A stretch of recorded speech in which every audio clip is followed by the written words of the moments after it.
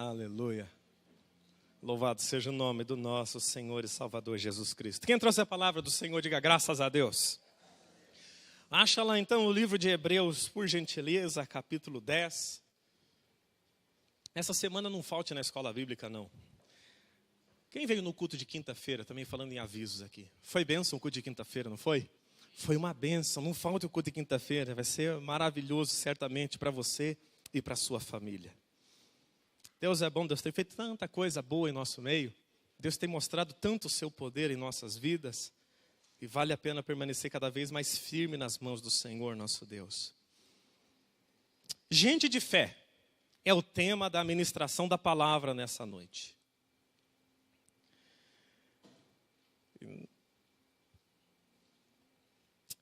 Hebreus capítulo 11.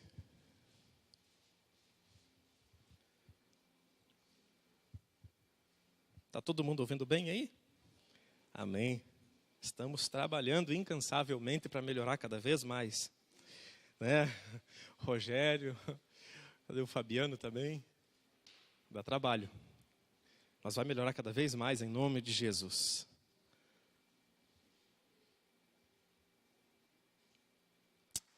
Hebreus capítulo 11, verso 1. Gente de fé é o tema da ministração dessa noite. Que diz, a palavra de Deus diz assim: ora, a fé é o firme fundamento das coisas que se esperam e a prova das coisas que não se veem. Porque por ela os antigos alcançaram testemunho. Vou ler o verso 2 novamente. Porque por ela os antigos alcançaram testemunho. Fecha seus olhos por um minuto. Eu quero orar com você. Agora é o momento de prestarmos atenção na palavra do Senhor e de dispormos a nossa vida para que Deus fale. Você não terá 3 opções nessa noite, são apenas 2. Ou você recebe a palavra ou você a rejeita. Isso não por boca, não por palavras, mas sim por gestos. Aquele que recebe a palavra, ele guarda no coração e a pratica. Aquele que a rejeita, logo esquece. E por isso não pratica, porque logo esquece. Não foi tão importante assim. Que Deus abençoe a cada um de nós, de guardarmos a palavra de Deus e a praticarmos no nosso dia a dia. A palavra de Deus é para ser colocada em prática. Talvez algumas palavras não toquem tão profundamente o seu coração, não fale tão a respeito da sua realidade pessoal, mas certamente é conteúdo para você distribuir por aí, onde você estiver. Há alguém que precisa dessa pregação. Talvez você esteja agora com a sua mente firmada realmente em Deus, e eu posso te falar uma verdade muito importante. Existem pessoas que precisam ouvir essa mensagem. Precisam porque isso é uma questão de sobrevivência para elas, inclusive para nós. Você, nessa noite, considere ser um missionário e espalhar essa mensagem aonde você estiver. Quem sabe ao longo da pregação você vai lembrar de pessoas que poderiam estar ouvindo isso e ao ouvir essa ministração mudariam de vida. E talvez seja realmente o Espírito Santo te fazendo trazer à memória essas pessoas para que você faça diferença na vida delas. Tome uma atitude, seja um despenseiro da palavra de Deus. Pai, estamos diante da tua palavra. Ela não é minha, ela não é desta igreja, ela pertence ao Senhor, é fonte do Senhor. E eu te peço em nome de Jesus que o Senhor nos abençoe nessa noite na meditação das Escrituras Sagradas. Abençoe a nossa mente de receber, abençoe o nosso coração de armazenar e abençoe as nossas mãos para praticar a mensagem dessa noite. E se ainda além disso pedimos ao Senhor, e eu sei que é possível, usa a nossa boca para propagar essa mensagem para aqueles que não estão aqui. Para que sejamos não apenas abençoados, mas abençoadores, liberadores de bênção aonde estivermos. Assim nós oramos, declarando esse momento, um momento, meu Deus, de revelação da tua palavra, para a glória do teu nome, em nome de Jesus. Amém. E graças a Deus. Amém. Não esquece disso. Se ao longo dessa mensagem você lembrar de alguém, jamais pense, puxa, essa pessoa deveria estar aqui. Não, é para você e até ela levar essa palavra. Amém? Ora, A fé é o firme fundamento das coisas que se esperam e a prova das coisas que não se veem. Foi por meio da fé que os antigos alcançaram testemunho. Gente de fé. Você conhece pessoas que você poderia classificar como gente de fé? Gente de fé é bom de conversar. É bom de se relacionar.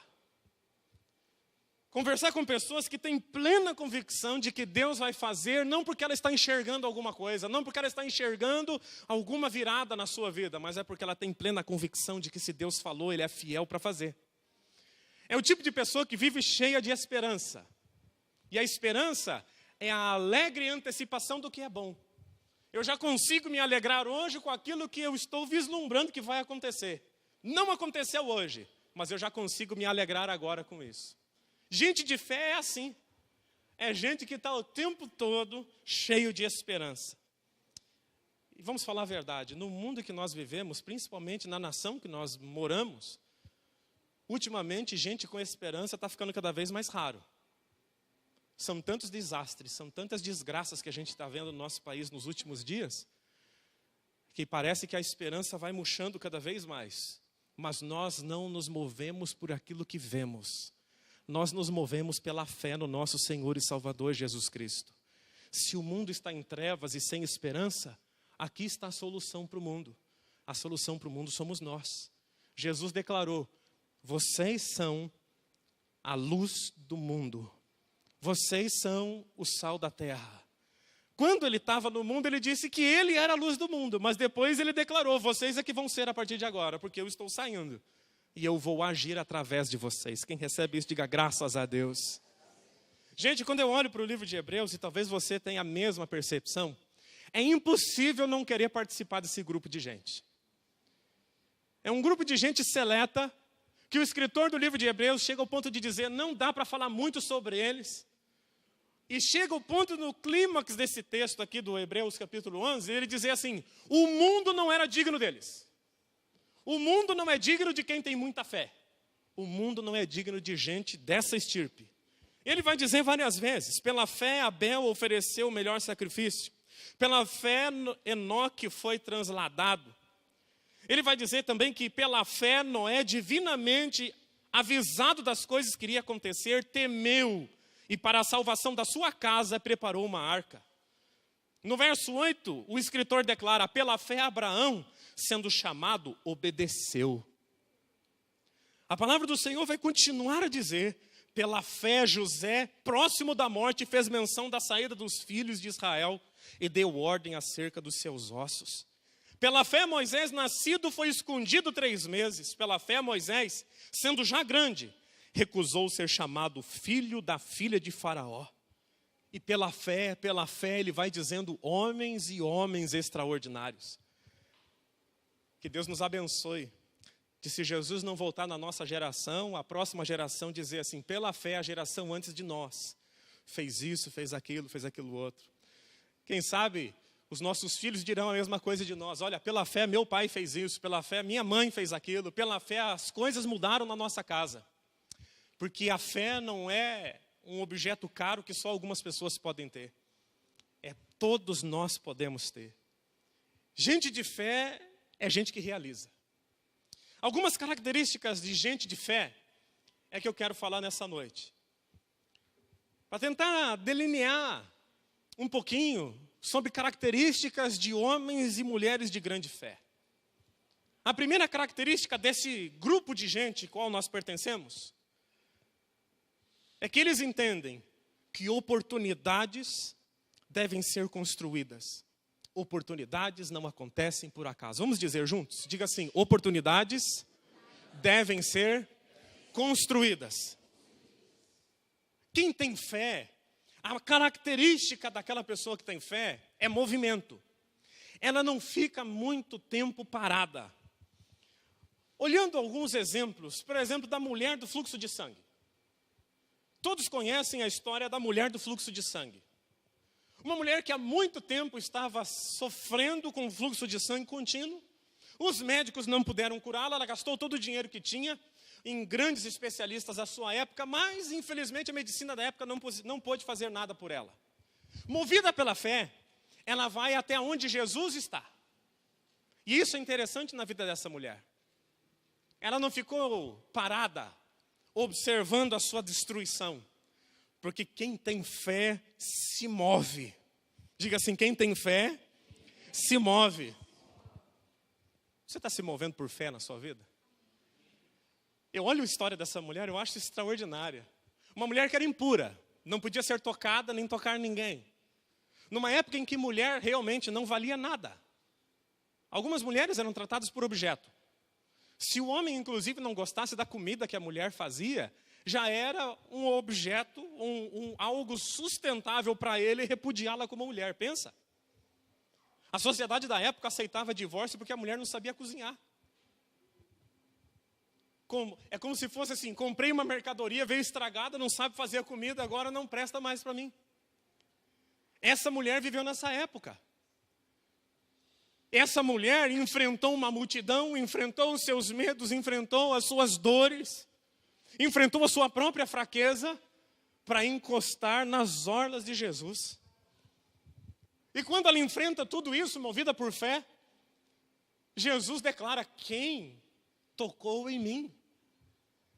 E ele fala abertamente, não fui eu que curei, ela que arrancou o poder de mim para ser curada. Gente de fé extrai poder de Jesus sobre a sua vida. Eu posso olhar também a história daquele homenzinho baixinho. Como que era o nome daquele homem baixinho na Bíblia? Zaqueu. A história de Zaqueu também não era tão maravilhosa assim, do ponto de vista dele. Era publicano, traidor dos judeus, cobrava impostos e muito provavelmente era ladrão. Odiado pelos seus, de baixa estatura. Soube que Jesus ia passar em determinada região. Nós não sabemos se ele foi movido por fé, que Jesus mudaria a vida dele, ou se ele foi movido por curiosidade. Mas uma coisa é certa, ele fez algo ridículo para alguém daquela época. Eu não sei se vocês já observaram, ou já estudaram isso. Costumes dos homens do século I. Homens do século I, por exemplo, não corriam. Homens nobres não corriam. Homens respeitosos não corriam. Eles apenas caminhavam. Homens muito importantes ainda caminhavam mais vagarosamente. E isso foi um escândalo na parábola do filho pródigo, porque mostra que o pai correu em direção ao filho. Homens não corriam. Era vergonhoso subir em árvore. Mesmo porque subindo na árvore, ele poderia mostrar as suas vergonhas. Por causa da vestidura da época. E um homem rico, influente para o Império Romano, ou seja, de valor para o Império Romano, mas desvalorizado para o seu povo, desconsidera tudo isso.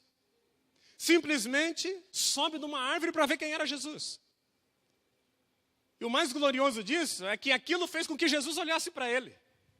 Não foi Jesus que olhou para ele primeiro, foi ele que olhou para Jesus primeiro.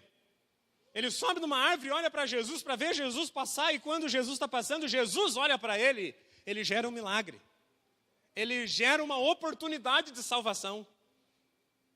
Ele poderia fazer como eu e você às vezes fazemos. Se Jesus quiser fazer, que faça aqui onde eu estou. Eu não vou me mover. Se Jesus quiser mudar minha vida, Ele sabe meu endereço, Ele sabe minha casa, Ele conhece a minha vida. Mas essa não foi a atitude de Zaqueu, não. Zaqueu foi até onde Jesus estava. Totalmente alinhado com aquilo que o apóstolo Tiago ia dizer muito tempo depois. Achegai-vos, pois, a Deus, e Deus se achegará a vocês. Ele vai até Jesus primeiro. Ele cria uma oportunidade de encontro. O encontro entre ele e Jesus nunca aconteceria se ele não tivesse criado. Ele gerou uma oportunidade de estar frente a frente com um homem que mudaria a sua vida. Porque oportunidades muitas vezes têm que ser geradas, construídas, edificadas. Zaqueu poderia ter um monte de desculpa na sua vida. Ele poderia ter um monte de desculpa na sua mente e no seu coração, mas não. Ele abriu mão do seu status, da sua influência com os imperadores e com Roma, não considerou o fato das suas vergonhas poderem aparecer em público, ele simplesmente queria ver quem Jesus era. Será que nós, olhando esses dois exemplos, somos criadores de oportunidades ou criadores de confusão? Criadores de oportunidade ou criadores de confusão? Gente de fé cria oportunidade, é solução aonde está. Zaqueu gerou um momento de encontro. Se todos nós pensássemos assim. Se todos nós acordássemos de manhã e pensássemos na nossa mente, no nosso coração, hoje eu vou fazer uma maneira de ter um encontro com Jesus. Eu vou dar um jeito na minha agenda, eu vou reservar um tempo para Ele. Perdão. Eu vou reservar um tempo para Ele. Eu vou selecionar uma hora do meu dia, eu vou criar uma oportunidade de comunhão. Eu não vou fazer com que Deus corra atrás de mim. Eu vou fazer um momento onde eu possa me encontrar com Ele. Porque parece que a maioria das vezes as pessoas querem que Deus saia correndo atrás deles. É mais ou menos assim. Senhor, hoje eu tenho tanta coisa para fazer, me ajuda em nome de Jesus e vamos embora, Senhor. Vai atrás de mim porque a minha agenda precisa acontecer. E parece que Deus tem que ir atrás dele. Aí as coisas não acontecem. Aí o dia é difícil. E a gente não entende por quê. Ao invés de colocar Deus em primeiro, a gente coloca Ele atrás da gente. Senhor, vem comigo para que eu faça fazer o que eu preciso fazer. Ao invés de criar uma oportunidade para que Ele seja o primeiro. Que Deus te abençoe nessa semana. Que Deus te abençoe nesse ano de nós, como igreja, prepararmos ambientes para que Deus se manifeste. E como é que nós criamos esses ambientes? Não há outra maneira, senão oração e adoração e meditação na palavra de Deus. Se você não tem esses três ingredientes, esses três pilares, oração, adoração e meditação na palavra, não haverá ambiente para você se relacionar com Deus. Zaqueu criou uma oportunidade. Eu tenho que aprender a criar as minhas. Eu tenho que aprender a fazer o ambiente, a criar o ambiente, a oportunidade que precisa ser construída para que o meu encontro diário com o Mestre aconteça. Caso isso não aconteça, a fraqueza espiritual vai aumentar cada vez mais.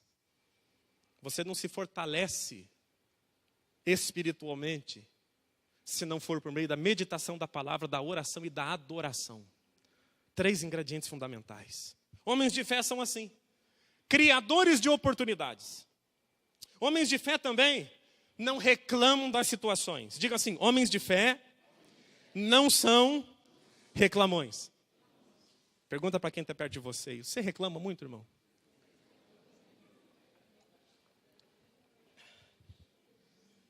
A palavra do Senhor contrasta, aliás, melhor dizendo, contrasta isso.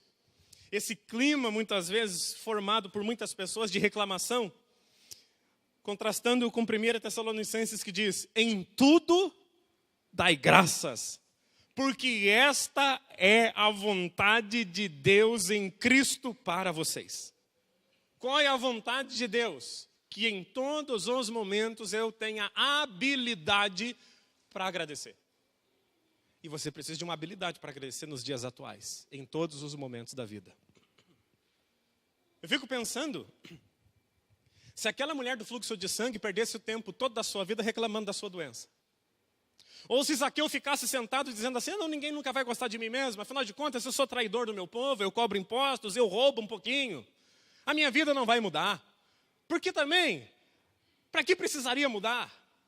E começar a achar defeito em todo mundo. Se a mulher do fluxo de sangue, se Zaqueu fossem reclamões, nós não estaríamos falando deles hoje.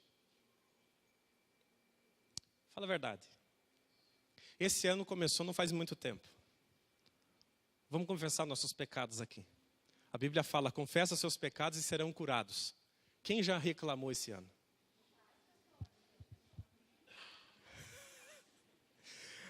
Oh, meu Deus. Resolveu? Não resolve. Gente de fé entende que não resolve reclamar. Reclamar da vida, reclamar do governo, reclamar da economia, não muda o governo, não muda a economia, não muda nada. Aprendamos a dar graças em todos os momentos. Eu penso Jesus, Jesus tendo que alimentar a multidão para mostrar a glória de Deus na vida dele. E aparece, não tinha lugar para comprar comida, não tinha lugar para comprar pão, não tinha lugar para comprar peixe. A oportunidade perfeita para Jesus reclamar. Ele tinha 12 discípulos que naquele momento não ajudavam muito, mais atrapalhavam do que ajudavam. Ele para e pergunta, como é que a gente vai fazer para alimentar a multidão? Aí chegam com um gurizinho, com alguns pães e alguns peixes. Totalmente insuficiente para a necessidade daquela geração, daquele povo. Jesus poderia ter dito claramente, poxa gente, brincadeira. Judas, cadê você, o homem do dinheiro, o tesoureiro da equipe, não comprou pão, não se preparou? Não, ele tinha oportunidade de fazê-lo e não o fez. Pelo contrário, a oração de Jesus é fantástica. Jesus não orou para Deus multiplicar o pão em momento algum. Ele partiu o pão depois de agradecer a Deus o que ele tinha. E tendo dado graças, ele partiu. É muito parecido com o texto da ceia. Ele agradeceu a Deus. A gratidão tem poder de multiplicar coisas na nossa mão. Quem é grato vai ver multiplicar as coisas que Deus colocou na sua mão.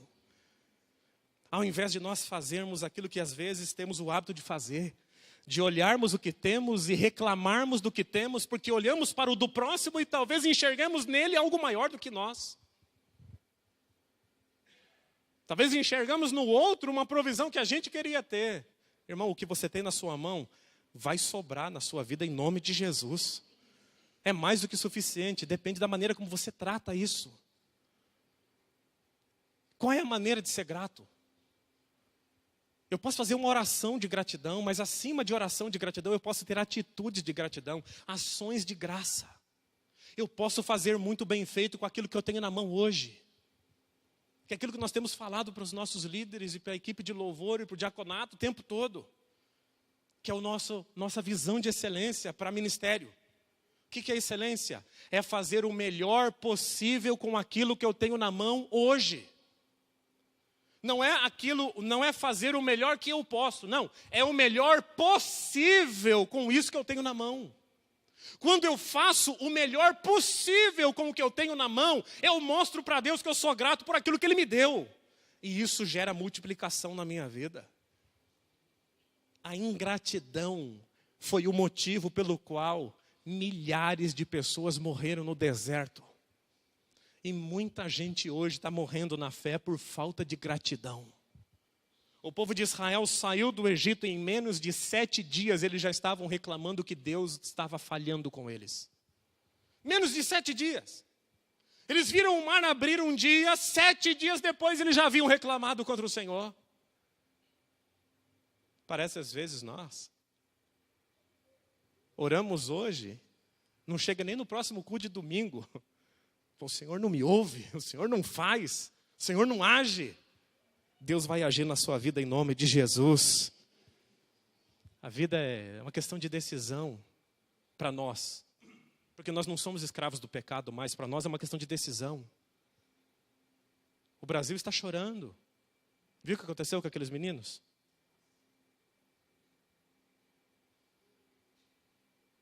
Um clube milionário, colocando criança para dormir em container. A barragem que estourou.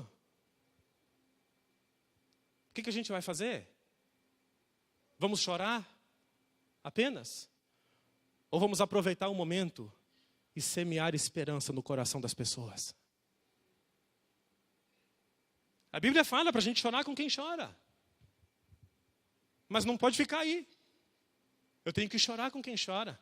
Mas há uma oportunidade nesse país de semearmos esperança no meio de um mundo que está em caos. No mundo que está perdendo os seus valores.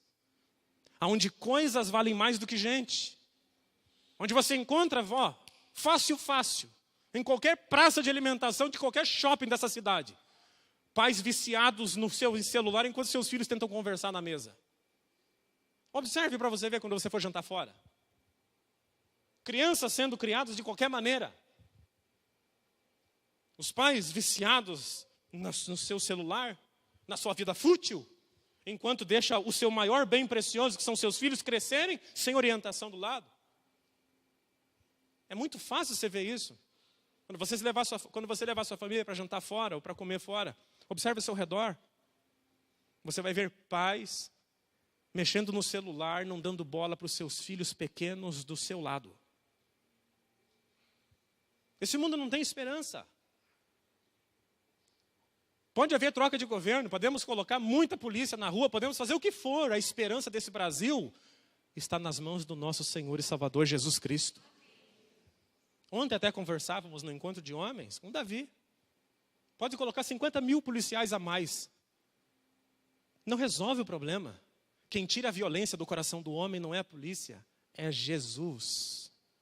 É lógico que a polícia tem o seu lugar, é lógico que tem. Mas nós não podemos ser infantis. Nós somos o povo da cruz, nós somos gente do céu na terra. As nossas soluções são duradouras, não são passageiras. As nossas soluções são profundas, não são rasas. O que mudará essa nação, o que já está acontecendo, é Jesus Cristo no coração das pessoas. Gente de fé não se faz de vítima. Diga assim, eu não me farei de vítima em 2019. Gente de fé não tem tempo para isso. Eu não sei se você já reparou ao longo da sua vida. As pessoas se emocionam com casos de tristeza. As nossas dores podem atrair a atenção das pessoas por certo tempo. Mas logo, logo, as pessoas voltam aos seus afazeres. E nós temos que levantar a nossa vida. Não é uma profecia, mas nós vamos chorar esse ano também. Esse ano não é apenas sorrisos. Há momentos na vida que nós vamos chorar, talvez de tristeza, talvez de cansaço. E a vontade que vier no nosso coração de sermos vítimas da vida tem que ser expulso de nós. Você pode até, por um tempo, atrair a atenção das pessoas somente contando as suas dores. Mas, meu irmão, acredite, segunda-feira de manhã, cada um vai correr para a sua própria vida. Isso não é uma apologia à frieza espiritual, à frieza de amor, não. Mas acredite, ficar lambendo as suas próprias dores não fará você crescer em nada na sua vida. Ficar achando-se o coitado a vida toda não vai resolver. Achando-se o último não vai poder, não vai resolver. Gideão tinha uma opção na sua vida. Ou ele malhava trigo no lugar totalmente impróprio, porque o lagar é um lugar onde se esmaga uvas. Ou ele não tinha o que fazer para comer. Os povos inimigos vinham e destruíam as colheitas de Israel todo ano. E Gideão, olhando aquilo, ele tinha duas opções. Ou ele ficava chorando, se fazendo de vítima a vida toda, reclamando e se lamuriando, ou ele pegava o trigo que tinha e ia para as cavernas, nos lagares. E foi o que ele fez. Pegou o que tinha, foi para os lagares, lugar impróprio para malhar trigo. Porque você malha trigo em lugar aberto. Porque você vai malhando o trigo e o vento vai soprando a casca para longe. O lagar é um ambiente totalmente contrário, é um ambiente mais fechado, onde você coloca as uvas lá, esmaga as uvas lá dentro, não bate vento lá dentro. Mas ele tinha a percepção que ficar reclamando não resolveria. Ficar se sentindo a pior pessoa do mundo, ficar lambendo as suas feridas, as suas misérias, não ia resolver. E não resolve. Eu vou repetir mais uma vez. As pessoas podem se sensibilizar por um dia, por uma semana, por um mês. Porém, depois de um tempo, cada um volta para a sua própria vida. E é necessário que você aprenda a se levantar. Afinal de contas, você tem o Espírito Santo, você tem a palavra de Deus. Você tem uma igreja que ora por você. Você não pode se fingir de coitado ou se agir assim, ou agir dessa maneira. Olhe para quem está perto de você e declare sobre a vida dele. Coitado nunca mais. Mas diga isso sorrindo. Mas senão você espanta ele. Coitado nunca mais. Ah, mas a minha educação foi ruim, porque minha infância foi ruim. E daí? Ah, pastor, porque eu não tenho oportunidade na vida. Como? Esse dia está vendo um documentário de um homem que teve seu filho com doenças profundas. E o menino não conseguia andar e o homem era triatleta. Ele botou o filho dele numa cadeira e começou a correr com o menino as corridas dele. 1 corridas dele. fantástico, ele poderia olhar para todo mundo e falar, eu sou um miserável, porque meu filho não consegue se desenvolver. As Paralimpíadas estão aí para mostrar o contrário.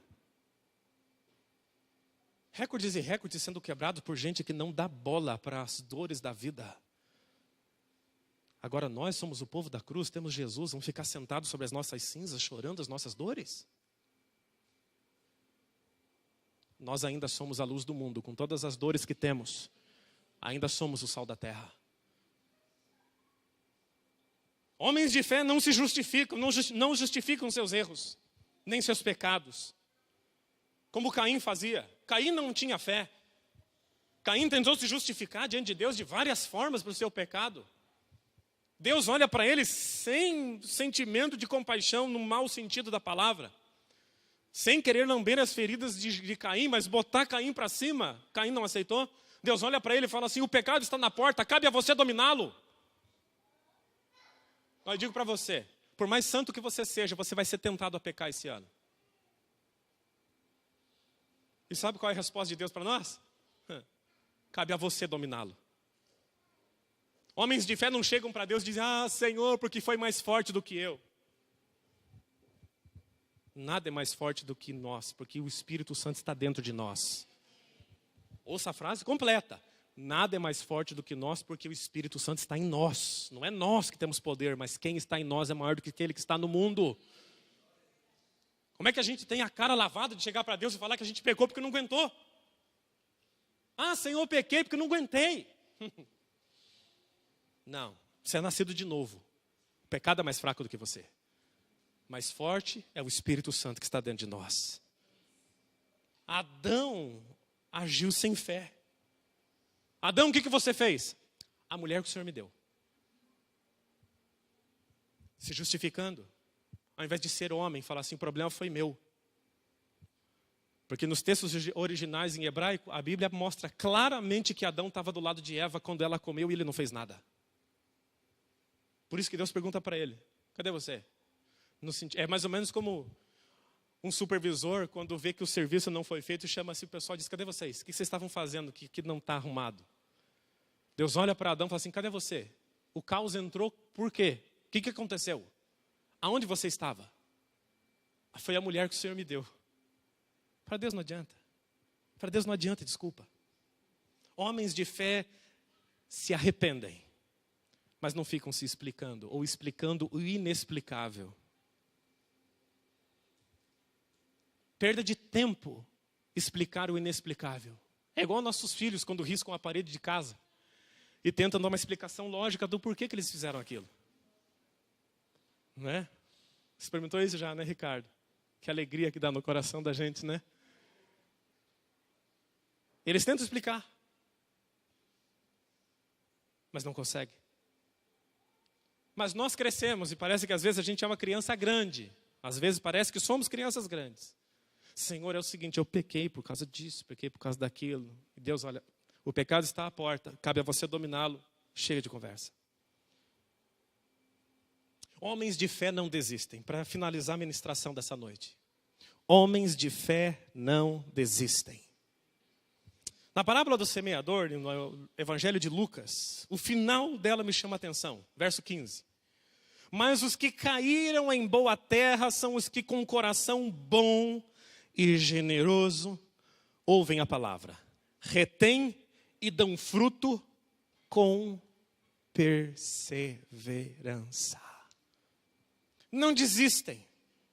Neemias, no capítulo 6, eu quero ler esse texto para vocês, que diz assim: Sambalate e Gesem mandaram-me, para Neemias, a seguinte mensagem: venha, vamos nos encontrar num dos povoados da planície de On. Eles, contudo, estavam tramando fazer-me mal. Por isso enviei-lhes mensageiros com esta resposta: estou executando um grande projeto e não posso parar.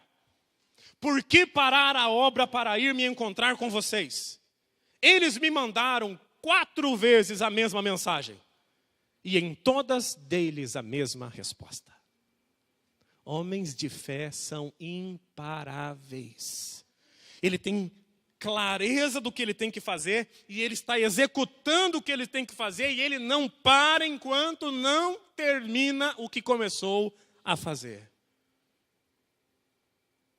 Não seja um especialista em ser quase na vida. Termine aquilo que você começou a fazer. Quase fala inglês, quase terminou o curso, quase faz aquilo. Homens de fé são imparáveis. Têm clareza e fazem até o final aquilo que tem que fazer.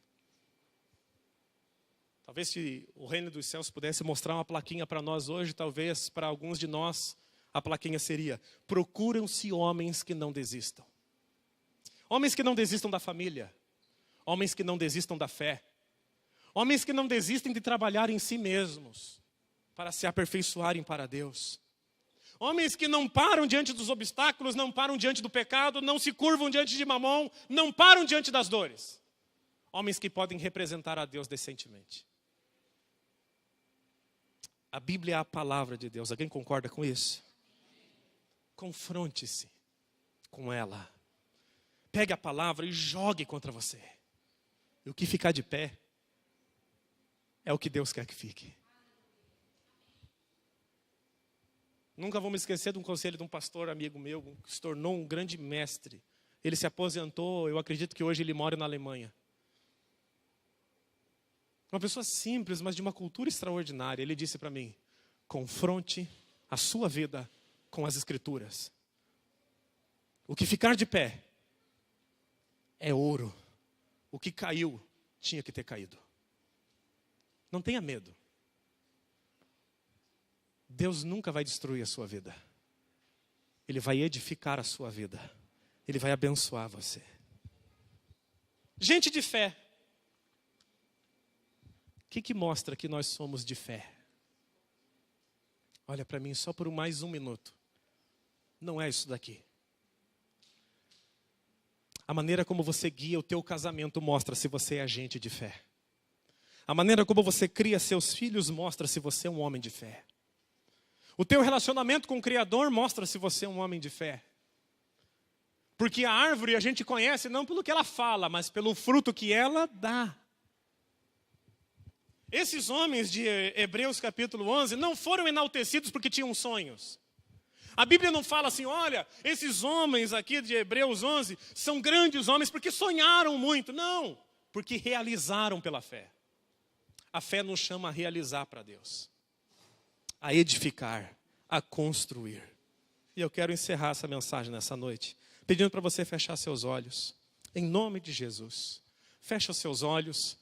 Eu quero orar com você agora. Eu quero pedir para o Davi colocar uma música. Eu acho que é da Aline Barros. Te dou meu coração, Davi. Coloque esse louvor para nós, para meditação e encerramento da ministração da palavra. Estamos na hora de encerrar. Já demos avisos, entregamos nossas ofertas, nossos dízimos, oramos pela família e nós vamos terminar o culto debaixo dessa oração. No final nós vamos comer, nós vamos festejar, nos alimentar na presença de Deus. E tudo isso é para a glória do Senhor. Então eu estou te avisando, porque o culto vai terminar nesse clima de adoração e de oração. Gente de fé é evidenciada pela vida que tem. Talvez alguns desses conceitos que eu preguei hoje você já tenha ouvido dessa igreja. Não todos.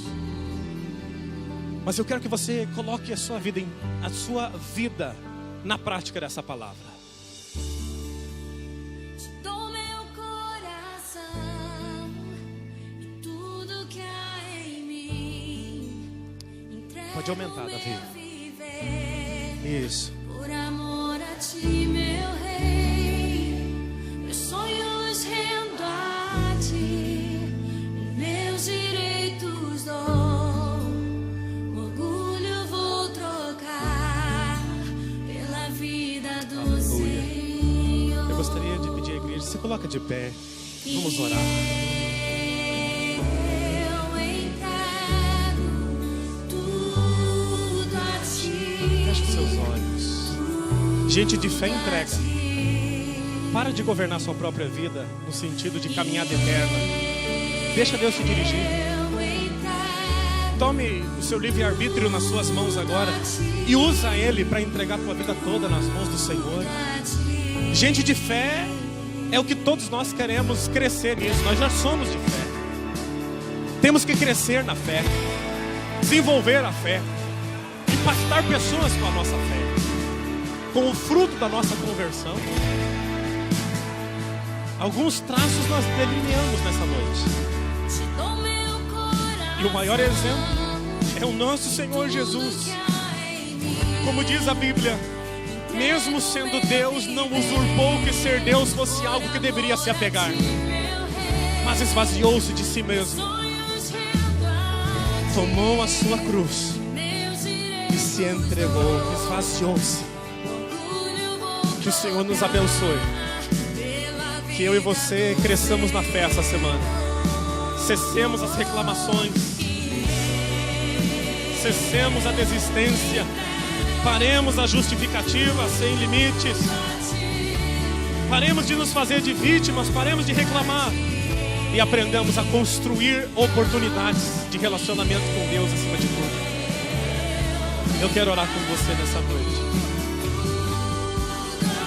Esse é o desejo de Deus, que entreguemos ao Senhor toda a nossa vida, toda a nossa vida entregue nas mãos do Senhor. Vamos orar ao nosso Deus. Vamos colocar nossa vida nas mãos de Jesus. E depois dessa oração eu vou abençoar os alimentos, dar a bênção apostólica e a gente fica para festar. Mas eu quero que esse culto encerre com esse quadro diante de você. Você não nasceu apenas para ganhar dinheiro, para comprar carro, para comprar casa, para comprar apartamento. Você nasceu para fazer uma obra para o Deus que te gerou. Você nasceu de novo para uma obra espetacular de Deus. Reduzir a sua fé apenas para conquistar as coisas é mediocridade. Você pode ir muito mais além. Deus espera muito mais de você. Ativa seus dons, ativa teus ministérios, ativa o teu chamado e produza os frutos para o reino. É possível isso. É possível, é palpável. Quem faz essa obra? A tua decisão em fé em Jesus Cristo nosso Senhor. Deus Todo-Poderoso, em nome de Jesus, abençoe-nos, meu Pai, de acabarmos com a ideia de que se o Senhor quiser fazer, que o Senhor venha até nós. Que aprendamos, meu Pai, como Zaqueu e como a mulher do fluxo de sangue, a criar oportunidades de encontro com o Senhor diários. Abençoe-nos de não sermos reclamões na vida. Abençoe-nos de não nos fazer de vítima. Abençoe-nos, meu Pai, de não nos justificarmos, mas nos arrependermos e mudarmos a rota. Abençoe-nos, meu Pai, de não sermos aqueles que desistem, mas aqueles que são perseverantes na obra do Senhor. São perseverantes em fazer o que o Senhor mandou fazer. Meu Pai, em nome de Jesus, abençoa essa igreja com maturidade, Senhor. Não com emocionalismo, mas com maturidade em fé. Em nome de Jesus Cristo, que essa semana os nossos vizinhos, os nossos parentes, os nossos familiares possam ver o reflexo dessa pregação na nossa vida, meu Pai. Pessoas cheias de fé, pois o Senhor já nos deu uma medida de fé e queremos que ela cresça, meu Pai. E ela crescerá mediante ouvir a tua palavra. Pela fé, homens fizeram obras extraordinárias e nós somos os homens dessa geração. Abraão não voltará a viver aqui nessa terra para fazer a obra do Senhor, tampouco Paulo. Nós somos a geração do Senhor. Em nome de Jesus, assim nós oramos, meu Pai, e declaramos a nossa vida entregue nas tuas mãos. Que essa semana seja dirigida pelo Senhor, meu Pai. Que o Senhor não vá atrás de nós, correndo atrás da nossa agenda, mas que o Senhor vá adiante de nós, meu Pai, e que sejamos os seus seguidores, meu Pai, em nome de Jesus Cristo. Vai adiante de nós na segunda, na terça, na quarta, na quinta, na sexta, no sábado, no domingo. Abençoe-nos, meu Pai, de sermos direcionados pelo Teu Espírito Santo. Declaramos a queda, a falência de toda obra opressora do diabo essa semana. Que caia por terra toda arma forjada, toda armadilha preparada, toda depressão, toda angústia, toda ansiedade. Declaramos vencida por Cristo na cruz do Calvário, em nome de Jesus. Declaramos, meu Pai, que essa semana será uma semana cheia de encontros com o Senhor, cheias de revelação da Tua palavra. Saímos dessa igreja agora abençoados pelo Seu Espírito Santo, abençoados por Tua palavra e cheios de esperança numa semana abençoada, meu Pai. Abençoe os nossos alimentos, abençoe os alimentos que vamos consumir, abençoe as conversas, abençoe as rodas familiares que vão se formar de amigos e irmãos agora, meu Pai. Entregamos a nossa vida nas Tuas mãos. Vai adiante de nós, Senhor. O Senhor é o nosso amor, o Senhor é a nossa paixão. Nós te amamos, meu Pai. Nós desejamos tê-lo todos os dias da nossa vida. Leva-nos na graça, na paz, na segurança, na bênção. Que o Senhor te abençoe, te guarde e faça resplandecer o seu rosto sobre você. Que o Senhor tenha misericórdia de você, da sua casa, da sua família, e faça com que a misericórdia dele repouse sobre você, sobre a sua casa, sobre a sua família. Que o grande amor de Deus, a comunhão e a consolação do Espírito Santo esteja sobre você hoje e sempre. Assim eu oro e te abençoo em nome de Jesus. Você que recebe, aplauda o nome do Senhor, que Deus te abençoe. Vá na paz do nosso Senhor e Salvador Jesus Cristo.